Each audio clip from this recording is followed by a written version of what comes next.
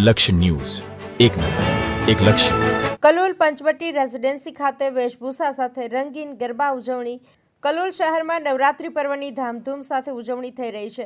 પંચવટી વિસ્તારની પંચવટી રેઝિડેન્સી ખાતે રહીશોએ સંગઠિત રીતે ભક્તિભાવ અને ઉમંગ સાથે નવરાત્રીના ગરબાની મોજ માણી।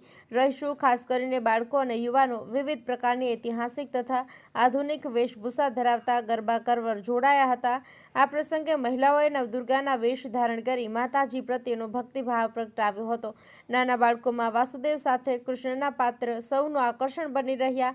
આદિવાસી વસ્ત્રોમાં ખેલૈયાઓએ નવી છાપ ઊભી કરી હતી। રંગબેરંગી પરિધાનમાં મહિલાઓ અને યુવાનો સૌનું મન મોહી લેતા નજરે પડ્યા હતા। દરરોજના ગરબામાં રહેવાસીઓ નવા લુક અજમાવતા જોવા મળ્યા હતા, જેના કારણે દરેક રાત્રે ગરબાનો આનંદ અલગ જ રંગત ધરાવતો હતો। રહીશોએ જણાવ્યું કે આ પ્રકારના વેશભૂષા ગરબા દ્વારા સમાજમાં પરંપરા, સંસ્કૃતિ અને ભક્તિની સાથે નવા ઉત્સાહનો સંદેશ ફેલાય છે। આયોજકો દ્વારા વિશેષ આયોજન। પંચવટી રેઝિડેન્સીના આયોજકો દ્વારા 9 દિવસ સુધી ખેલૈયાઓ માટે ગરબા પછી નાસ્તાની ઉત્તમ વ્યવસ્થા કરવામાં આવી હતી તથા માતાજીની ઝાંખીથી કાર્યક્રમને ધાર્મિકતા સાથે સાંસ્કૃતિક રંગ આપવામાં આવ્યો હતો।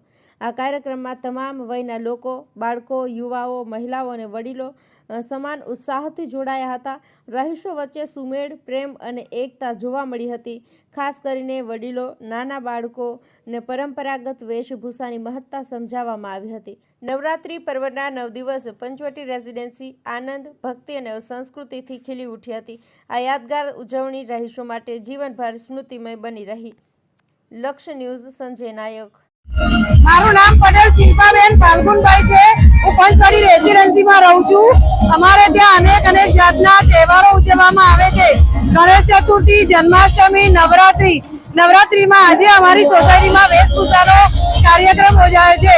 એમાં બધા લોકોએ જુદા જુદા પ્રકારનો વેશ ધારણ કર્યો છે। એમાં અમે આજે આદિવાસી ધારણ